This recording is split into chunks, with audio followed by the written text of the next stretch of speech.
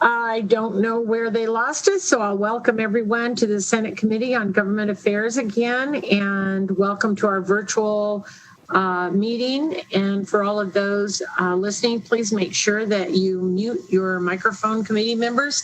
And will the secretary please call the roll? Vice Chair Orenshaw. Here. Senator Gokachia. Here. Senator Neal. Here. Senator Hansen.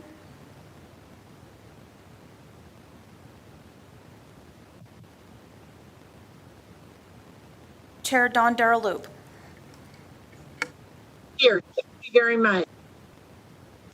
Did Senator Hansen respond? I didn't hear him. I'm here. I'm sorry. Did I click the button wrong? My apologies. Thank you. That's all right. Just wanted to make sure that you could hear us. Thank you very much. And all members are present. So just as a reminder, you can get on the Nevada Legislature website, Tinellis, and you can find all the information there about how to register for the meetings and participate in the meetings. Just remember that there are several places and ways to register and be involved. We'll have a period of public comment at the end of the meeting. And when we do that, you'll have 2 minutes to speak. And that will be about anything but the bills that we are hearing today. If you would like to testify on the bills that we are hearing today, please do that during the hearing for that particular bill. So with that being said, we have adjusted our agenda, and we are going to start with our work session. I think that we have some people on the line who are waiting for that. So we will go ahead and do our work session, and then we'll jump to our bills. So with that being said, we'll start with Senate Bill 12. And Ms. Keller, would you go ahead when you're ready? Thank you. Thank you, Madam Chair. Elisa Keller, Committee Policy Analyst. The work session documents are available on Nellis as an exhibit to today's committee for reference by the committee members and the public. And the first bill for the committee's consideration is Senate Bill 12, which requires certain notices before the termination of a restriction relating to the affordability of certain housing. Sponsored on behalf of the Advisory Committee on Housing and was heard by this committee on March 8th. Senate Bill 12 requires the owner of any housing that has been financed by the federal low-income housing tax credit or other money subject to affordability restrictions to provide certain written notice prior to terminating an affordability restriction. The bill requires the notice to be provided to each tenant, the housing division of the Department of Business and Industry, and certain other persons at least 12 months before either the owner submits a request to the division for a qualified contract or the date upon which the affordability restriction will expire. The bill also authorizes the division to impose an administrative penalty upon an owner who fails to provide the required notice, and the division may prohibit an owner who terminates an affordability restriction from applying for an allocation of federal low-income tax credits for a period not to exceed 5 years. The committee will recall that at the hearing, Senator Ratty presented a proposed amendment that provides an owner that will voluntarily maintain affordability restrictions on housing after the expiration shall provide written notice to the division not less than 12 months before the expiration, and thereafter submit an annual report to the division for as long as the affordability restrictions are voluntarily maintained. The owner must provide written notice to the county, city, division, and each tenant at least 12 months prior to ending the voluntary affordability restrictions. And the amendment provided that the provisions of the bill apply to every owner of housing that is subject to an affordability restriction on October 1st, 2021, or has voluntarily maintained affordability restrictions on October 1st, 2021, after expiration of these restrictions. And following the hearing, an additional amendment was proposed to Section 4, subsection 2 of the bill, to provide that if the project is subject to affordability restrictions with different expiration dates, the written notice required pursuant to subsection 1 must be provided not less than 12 months before the date on which the affordability restriction for the largest percentage of the affordable units expires. And the conceptual mock-up that is attached to the work session document includes both of these proposed amendments. Thank you very much. We have Mr. Acroft here to answer any questions. Committee, any questions on this bill? Senator Gokachia, please. Thank you, Madam Chair. And I was just curious, how many, do we have an approximate number of how many of these housing units there are in the state? How many people are actually accessing this program? So, can you hear me? Yes, Steve, we can hear you. We can hear you. Okay. I don't have the exact number, but I believe, hang on for just a moment.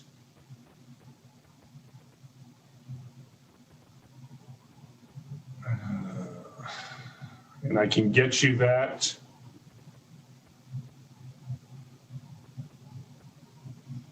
Just approximation is fine, within 1,000 even, or 100 or whatever. It's quite a number. So over the next 5 years, 7,500 affordable units are at risk to go through this process.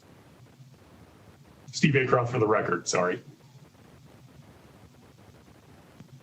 Thank you, Steve. Madam Chair, if I may, just a quick follow-up to that. I don't mind saying I'm a little concerned about some of the penalties, $10,000 upon an owner who fails to, submit the written notice, and again, having to submit a year ahead of time. I guess I'm just concerned if somebody, I assume then, Mr. Acroft, if you missed the deadline, because you are in a 15-year time frame, then if you miss the deadline and fail to notify within that year, can you just roll it out a month and then send it in and say, hey, at 15 years and a month, I intend to, not to continue with the program?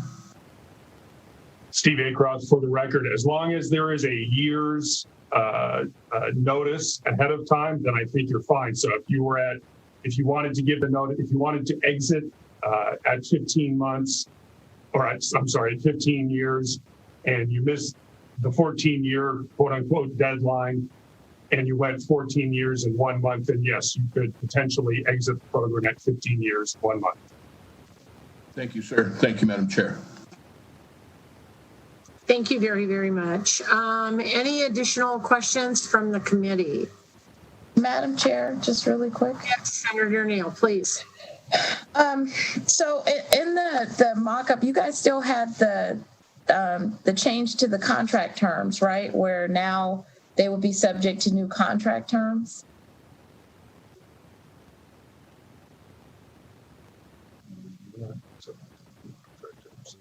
So Steve Acroft for the record, there wouldn't be any change in the contract terms per se. There would just be the need to notification. The process that exists in the contract would still exist. Okay. Because I just remember the last time, I think, I'm still reading through the amendment, that my question was about, is that an undue restraint on contract? And the answer was, yes, we can do it as long as it was done knowing that the contract was going to expire or had expired.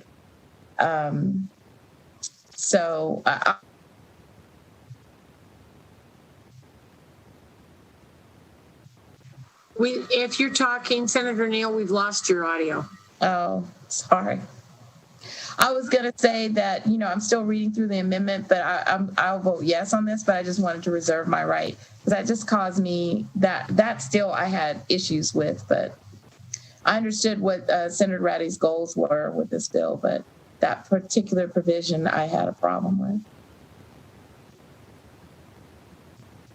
Madam Chair. Yes, sir. Thank you, Madam Chair. Senator Neal just kind of piqued my interest.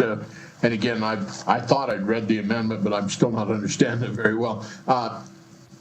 Mr. Aycroft, then in the event you decide you hit year 15, you've got a contract in place, then you say, okay, I'm going to renew the contract, but I'm going to make changes in the terms or conditions on the contract. Let's face it, 15 years would be a long time.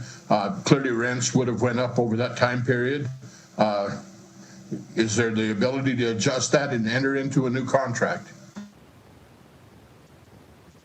So, Steve Aycroft for the record. So typically what we see, Senator, is as they are approaching this deadline, that's when potentially the preservation part of the affordability will come in. And what I mean by that is effectively they'll come back to the division and we will then queue them up for another 30 years of affordability through a rehabilitation and acquisition process. So if that's where you're headed with it, yes, they can sign up. If you're asking if they go into the qualified contract process, typically the only reason that they're going to go into that process is to exit affordability, and what I just described would not happen. Hopefully that answered your question. I'm going to try and clarify it if I may, Madam Chair, and I'm trying to keep this real brief, but I don't understand enough about the program, I guess. But anyway, so we've got this affordable housing.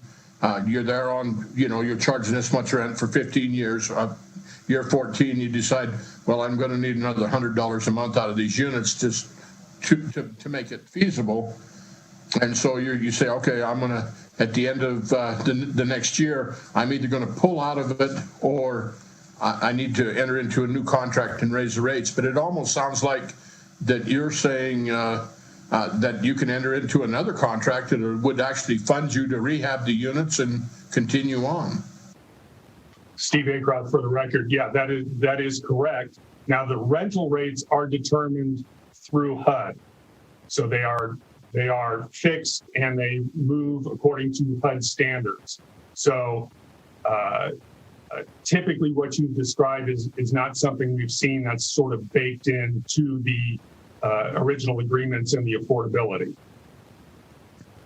Okay, and so the tax credit then is in line with, again, this affordable housing. So because you have a renter that really can't afford much, so he's only paying $300 a month, where the basic price of the unit would be $1,200, then he would get $800 or $900 of tax credit to offset for every one of those units? The developer does, Steve Aycroft for the record, the developer does receive the tax credits to help build the building and support the operations of the building. But I think, Senator, you're kind of conflating it maybe with the Section 8 program. So what happens is the HUD determines the rate, and say that rate is $685 for that unit. That is what the tenant has to pay. If the tenant cannot afford that, and where a market rate unit would have been, call it $1,000 for sake of argument, if the tenant has to pay $685 and can't afford it, then that tenant basically can no longer stay in that unit unless they're getting other assistance in some way, shape, or form. Okay, I did have it confused. I was aligned with Section 8 housing, but you're saying then that if the rent is $700 a month and a tenant in one of these can't afford it, then they do have to move? Steve Aycroft, for the record, if they cannot get other assistance through Section 8 or other process, yeah, that's effectively correct. They do have to have that amount paid. And there is no time frame as far as how long you have to, well, I guess you notice so and tell them this is what the rate is, you're in arrears, and we know we're under different let's say in a normal world, in a normal time, then technically that rent, if they couldn't afford their rent, they went 90 days, then and they didn't have any other way to do it, then they would in fact have to move. Steve Acroft, for the record, yes, that is absolutely correct. It would be subject to the same eviction type processes. I will say that most, if not all, of the people who participate in this program as property managers, developers, owners of properties will try to figure out a solution to that issue. Thank you, sir. Thank you, Madam Chair, and sorry to take so long. Thank you very much. Additional questions here. Senator Hansen.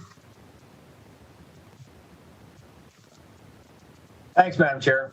Steve, quick question. If after, 13 years currently, they give you the notice, then I think at about 15 years, they go out into the open market. Is that correct? I mean, if they wanted to leave and go into the open market under the current contracts?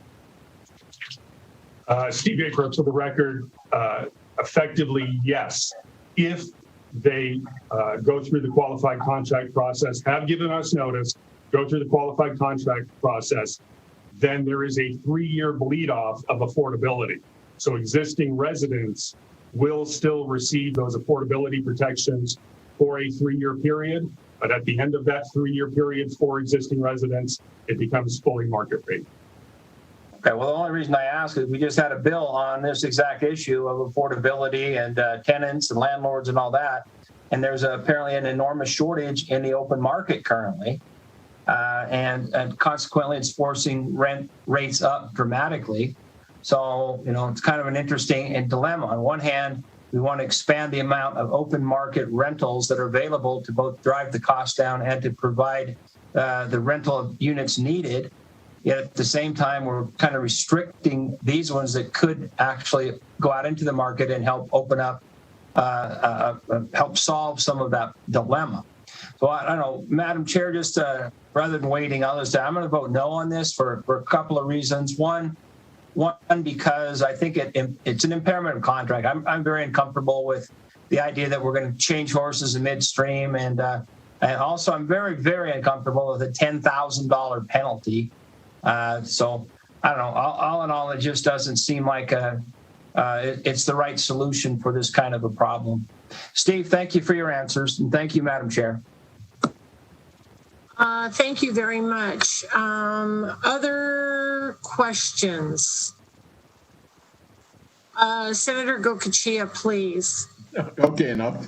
I'll be really, really brief this time. I just want to reserve my right to, I'm going to vote for the bill, but I want to reserve my right to change if there's more information becomes available. Clearly, the developers go into this with their eyes open. I mean, they sign the contract, they take the tax credits, so I think I can support it along those lines, but I just want you to be aware if something else comes up, I'll notify you. Thank you, but I will support it today. Very much. And I see that Senator Ratty has joined us. Senator Ratty, thank you. I understand you were in a meeting, and so thank you for joining. We had some questions that Mr. Acroft answered, but if anybody would like to specifically ask Senator Ratty a question, I would welcome that. And Senator Gokachia, you're welcome to do a round 2, please. No, I think I'm satisfied. I thank you, and I want to welcome Senator Ratty, but I'd like to say if I have any other questions, I will be reaching out to Senator Ratty. Thank you. Okay, thank you. And Senator Neal? No, I'm reading the mock-up, the amendment of section 4 and section 5. I mean, if Senator Ratty, you have clarifying points on section 4 and 5. I know it was conceptual in the hearing.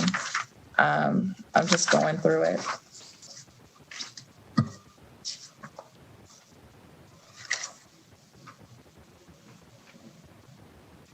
Senator Hansen, and I would invite you in to ask questions while Senator Ratty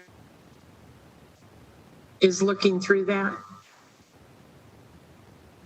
Thanks, Madam Chair. More of a statement. I just I'm uncomfortable with I think it's an impairment of contract. I know she got an LCB opinion that suggests otherwise, but you know, we're changing the rules kind of after that 13-year window. And I'm also very uncomfortable with the, in my opinion, draconian penalties for people that fail to do those things within the new time frames. So, and I'm also uncomfortable, frankly, with the keeping more affordable rental units off of the open market. As Senator Ratty noted in our last hearing, which we just concluded in judiciary, we have a real shortage, and consequently the market is spiking, driving people, even people that are not subsidized, like we're talking about here, out of the rental market. So big mess all the way around. But I'll still remain a no. Thank you, Madam Chair. Okay. Again, Senator Ratty, for the record. Senator Neal, is there anything, I mean, it's the section 4 is a relatively long I know. section, and I know that Mr. Aycroft already spoke to it. Is there anything specific you wanted me to comment on? Yeah, I'm still reading it, so there's no, like, we can talk offline. It's just, it's like this big green print, and I just need to read all the way through it. Well, here's what I'll say. You know, it's certainly scheduled for work session today, but we've got time before the deadline. So if you have questions about, I understand Senator Hansen's position. We've spoken. I don't know that there's anything that I'm going to say that's going to change his mind. So I'm not expecting that sort of an outcome. But if you have sincere policy questions that you'd like clarification before you vote, I am perfectly okay with rolling this to another work session to make sure that Senator Neal, perhaps we can get your questions answered offline. Thank you, Senator Ratty, for that. That was going to be my suggestion, and I appreciate that flexibility. I think that that might be a wonderful suggestion. So, committee, if you don't mind, I will roll this to another work session, and we will make sure that all of your questions are answered. And Ms. Keller, I don't believe I need to take a vote on that, but would you clarify that for me?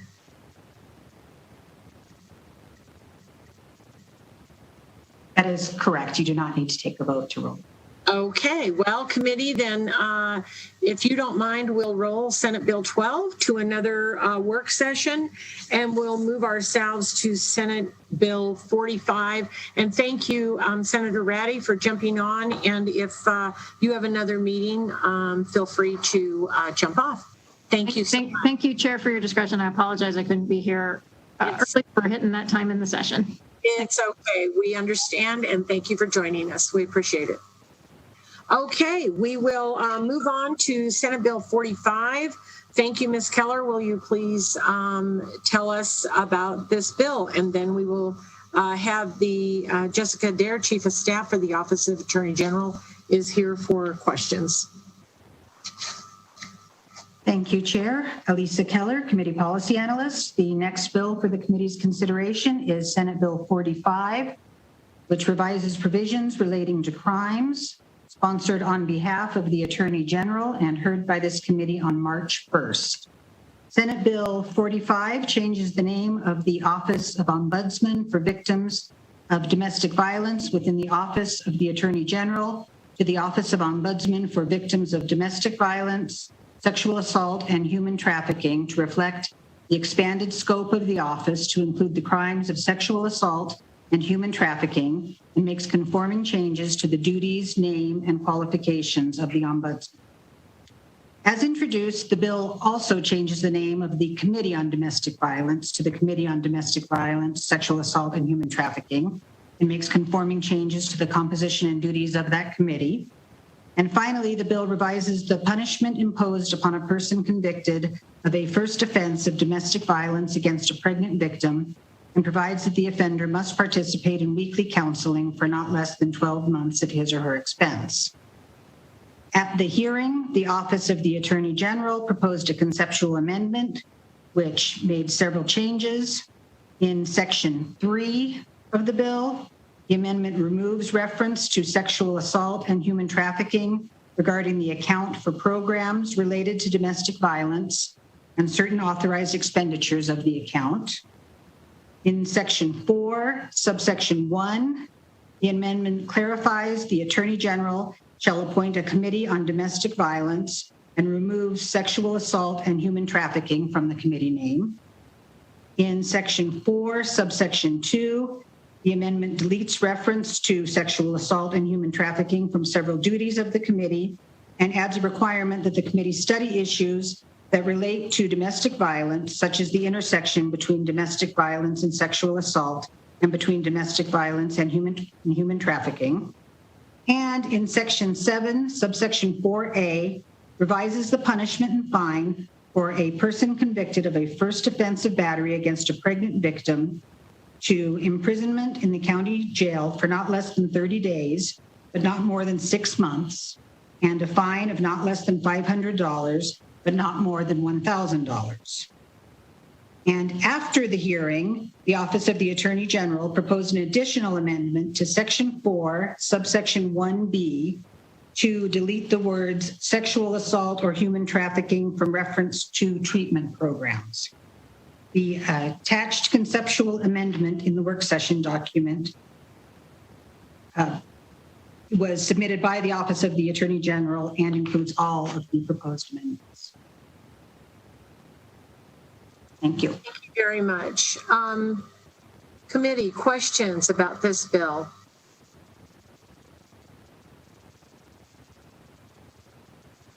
Okay, seeing none, I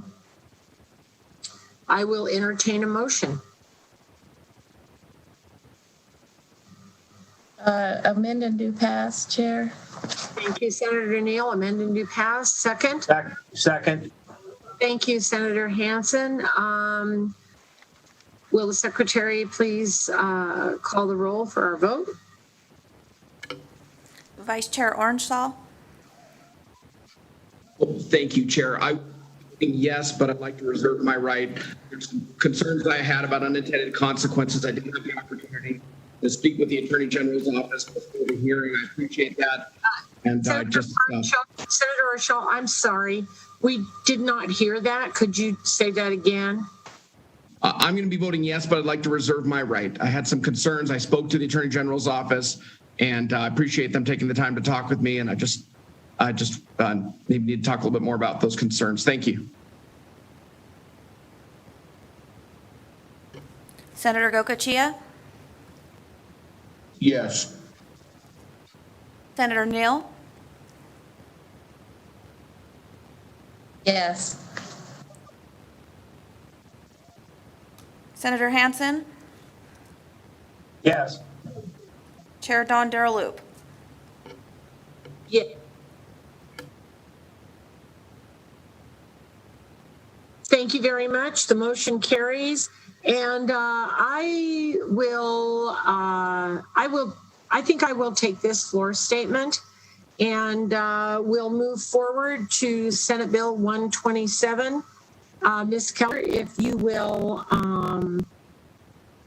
go ahead and give us an overview of this bill. And I believe we have some folks, Mr. Hardy, Senator Hardy, and possibly the mayor of Mesquite in the wings. So thank you.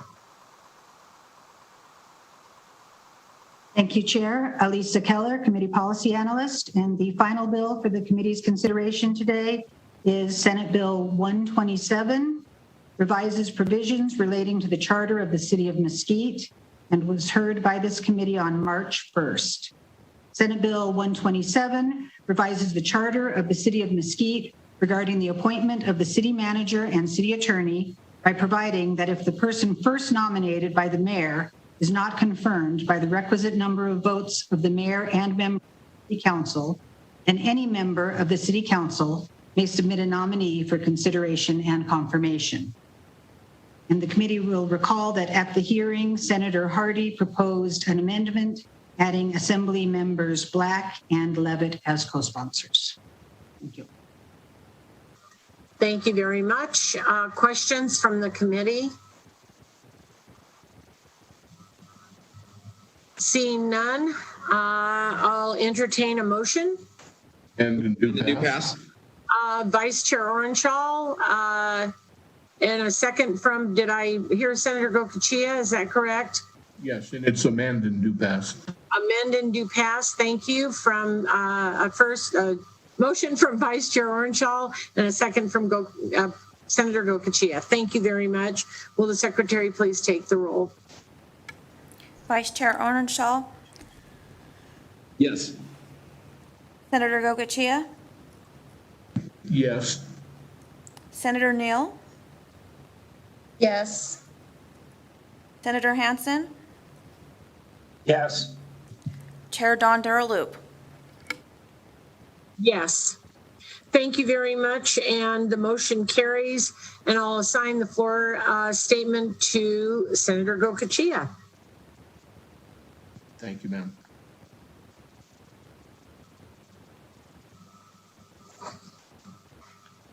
And with that, we will begin our bill hearing. And just as a note of information, we have pulled Senate Bill 200 from the session today, from our agenda.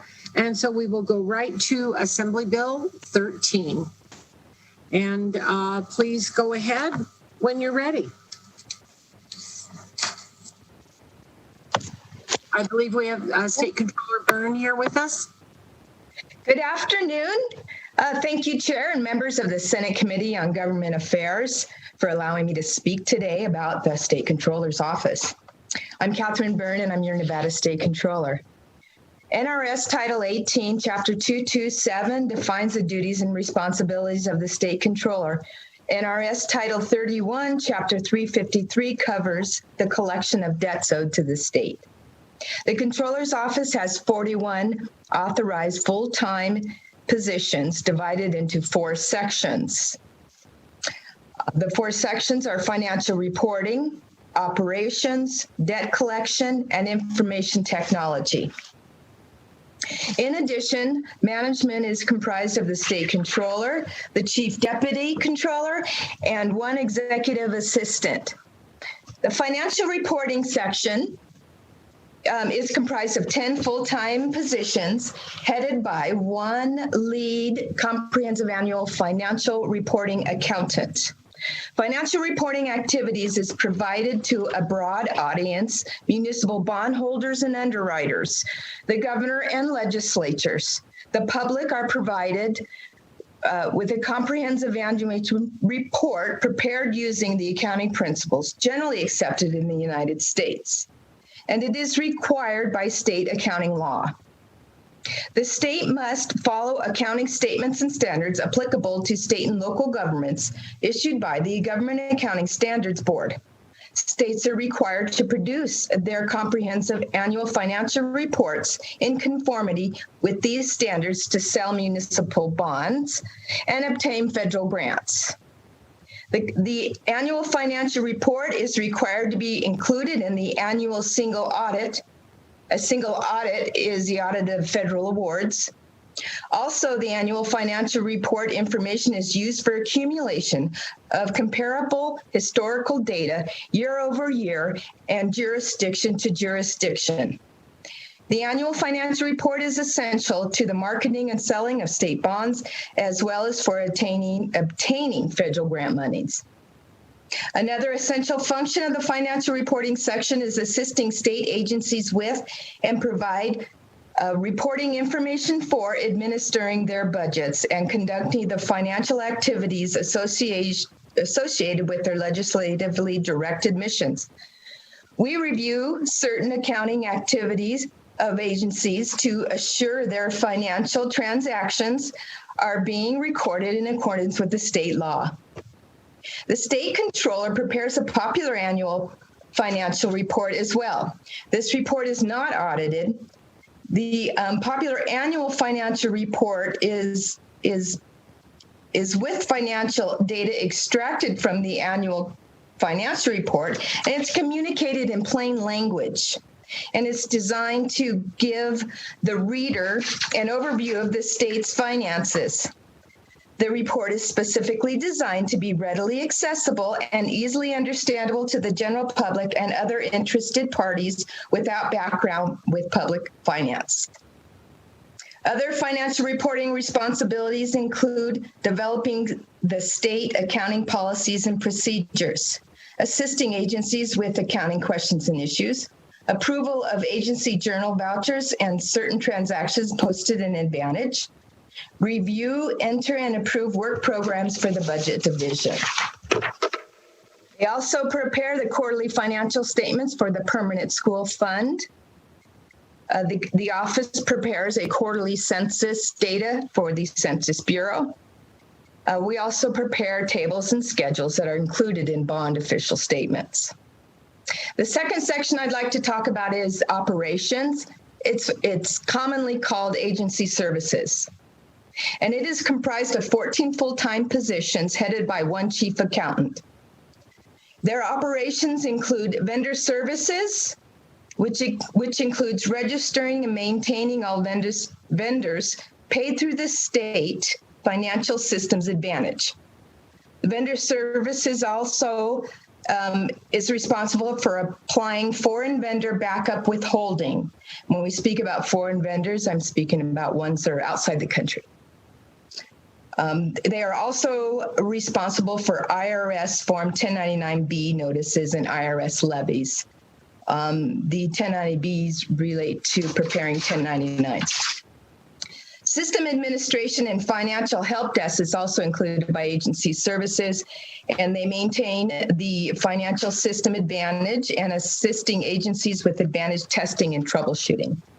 Security for Advantage and third-party check printing software include user setup and removal. Another section of operations is federal grant and importing, which includes compilation and certifying the state's single audit reports. They train agencies for grant reporting, for the schedule of expenditures for federal awards. We assist agencies and outside auditors to resolve these problems of the single audit report. And we also prepare the Cash Management Improvement Act's annual report. Additional duties of agency services include processing wires, print checks. We cancel checks and reissue. We process agencies' work programs related to file uploads and JVDs. We process deposits and wage garnishments. Set up chart of accounts, including budget accounts, categories, and federal job numbers. Other responsibilities include completing the state's monthly bank reconciliation, and we also issue the annual Form 1099. And the third section I'm going to talk about is our debt collection section, and it is comprised of 4 full-time positions, and it's headed by a chief accountant. The section is responsible for the collection of debts owed to the state of Nevada and is regulated by Chapter 353C of the Nevada Revised Statutes and Nevada Administrative Code. Debt collections, responsibilities include collecting and managing past due state receivables, provide information, training, and technical assistance to state agencies on collection-related topics and accounts receivable processes. They process and reconcile payments received from debtors. We provide reconciling reports to state agencies, and this report is used to reconcile the accounts between the state controller's office and the state agencies. Submitting uncollectible accounts and receivable for Board of Examiners approval of write-off. And they also compile the quarterly and year-end accounts receivable reports for the state of Nevada. And this report is used and is included in preparing the comprehensive annual financial report. The fourth section I'd like to talk about is information technology section. It is comprised of 10 full-time positions headed by 1 IT manager, 2. The IT section's responsibilities include systems and networking, responsible for the maintenance and support of IT networking and server hardware, and the IT support of the controller's office users. They maintain the database and Advantage, responsible for maintaining and supporting the controller's office databases and the Advantage financial system. Our IT section is also responsible for programming, maintenance, and support of the Controller's Office custom-built applications, website, and the Advantage financial system. So our IT section is responsible for the management of the Controller's Office information technology security policies and information technology security of the Controller's Office staff. The information technology section also maintains the agency's networks, servers, websites, applications, antivirus, Office 365, and user profiles. This concludes my presentation about the responsibilities of the Controller's Office, and I want to thank the chair and members of the committee on having me speak today. And I'm here available for any questions. Thank you, Controller. That was a lot of information, I know, for all the committee, and so I was kind of wondering if you could, as we ask questions, zero in on Assembly Bill 13 for us so that we will understand that as well. Okay. Any questions from the committee? Senator Neal. Yeah, thanks, Madam Chair. So while she's giving historical perspective, it'd be great if you could, if you're going to get into the bill, can you get into the constitutional powers that it appears that this bill may be adjusting slightly? Yeah, slightly. Thank you, Senator Neal. I'll try and answer that as best I can. Let me go straight to the bill, AB 13. Basically, I'm trying to update some of the language that we use when we name the statements and address some of the requirements of actually the financial report that we prepare. Basically, I'm updating the language in nomenclature. As far as our responsibilities that are addressed in 227, I pretty much outlined those in that we do the financial report and we have debt collection. We're responsible for cutting checks, the bank reconciliation, and stuff like that. So it's the NRS is actually, there's not a lot there. And a lot of our functions, to my understanding, is more in the Nevada Administrative Code that is a little bit more detailed out of what we do. Does that help? No. Senator Neal, you're muted, so I'm guessing, are you done? I'm sorry. Oh, okay. I'm sorry, Madam Chair. It was vague. I'll just ask you a direct question. Yeah, okay. Okay, so the bill cites to legislative history and a case, right? And so what I was trying to understand was whether or not the language that was in this bill that you are changing, which is the income and property, did it have any kind of nexus to any kind of constitutional provisions or initiative petitions? Like, because the case Lewis versus Duran, which kind of set out the statutory duties, I was trying to get an understanding on how these duties were derived, because the statute goes like all the way back to like 1915. Yeah. And so that's what I really wanted you to put on the record. Okay. As far as citing a case, I don't see it in the bill.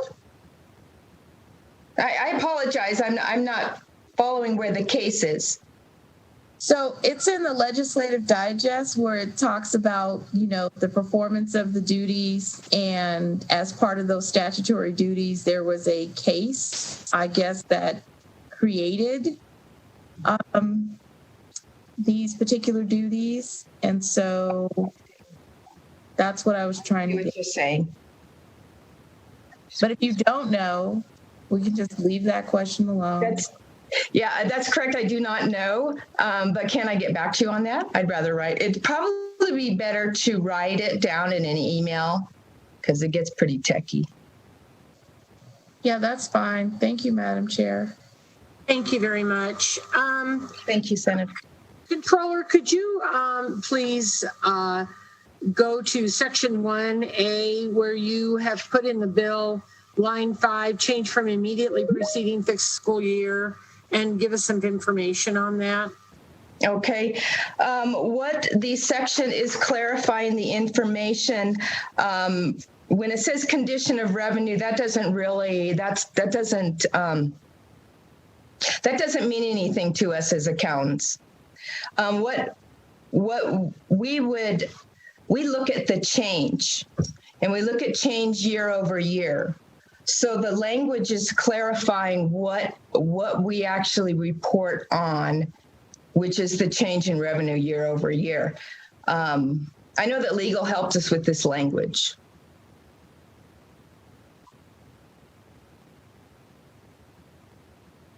Okay, thank you. Not sure that I understand, Right. but that's okay. Is there anybody else that has any questions? Okay, thank you very much. Thank you, Controller. We'll go to anybody on the line wishing to provide support for this bill.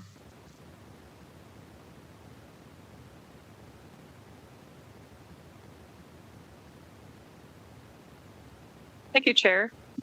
To testify in support, please press *9 now.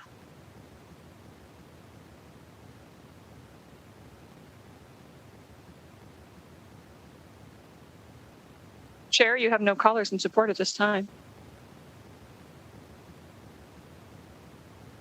Thank you very much. Can we go to opposition? If you would like to testify in opposition, please press *9 now.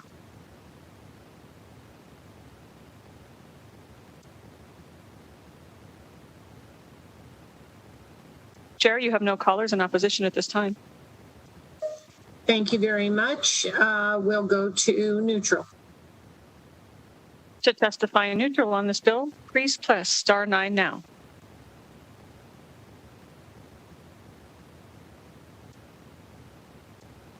Chair, you have no one wishing to testify neutral at this time.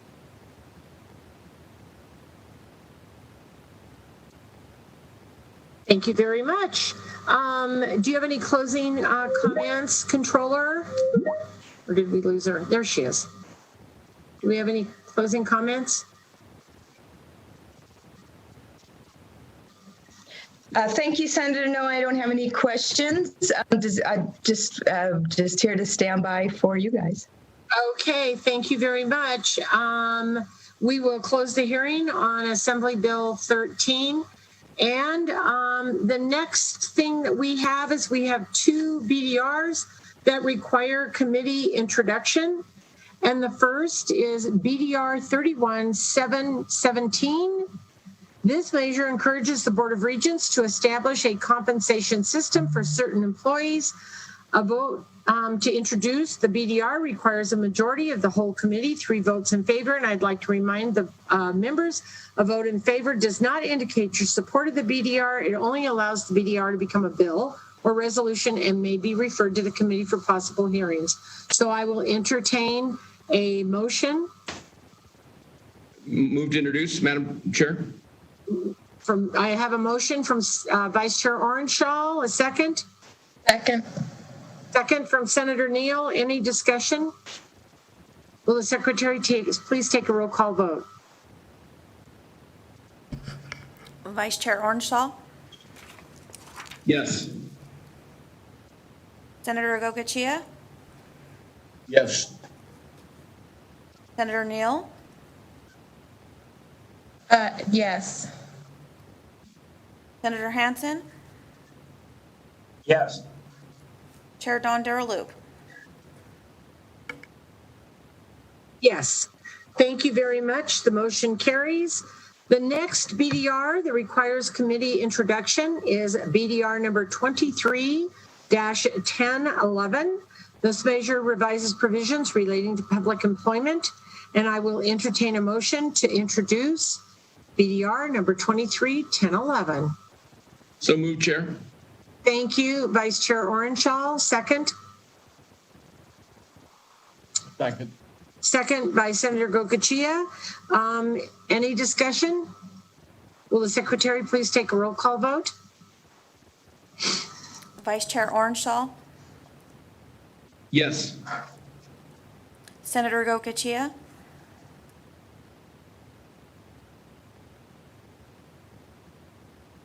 was that a yes? Yes.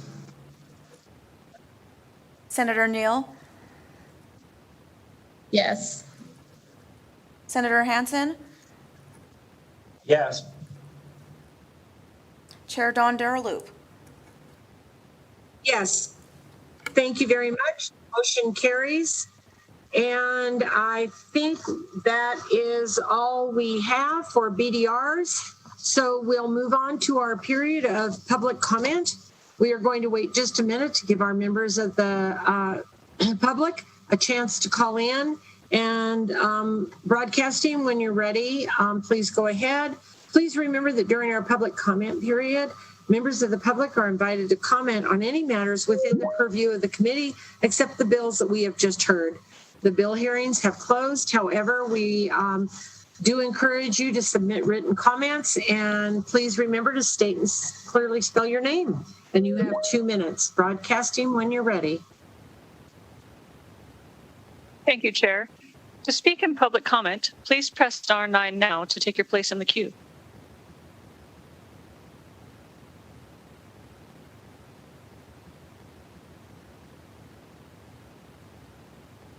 Chair, your public line is open and working, and there are no callers at this time.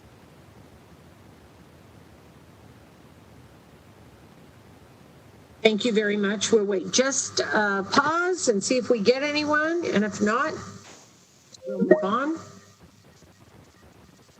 Thank you, Chair. Standing by.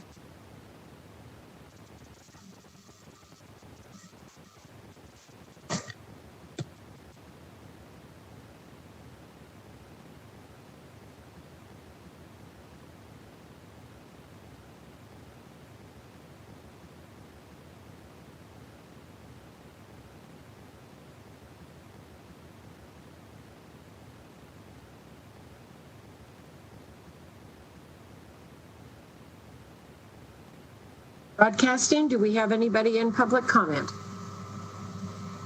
Chair, your line is open and working, and you have no one at this time. Thank you very much. Hearing no public comment, that concludes our meeting. Our next meeting will be Friday. We will begin our meeting early at 2:30 p.m. instead of 3:30.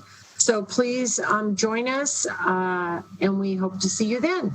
Thank you very much, committee members and staff, and we'll see you all Friday. Madam Chair. Thank you.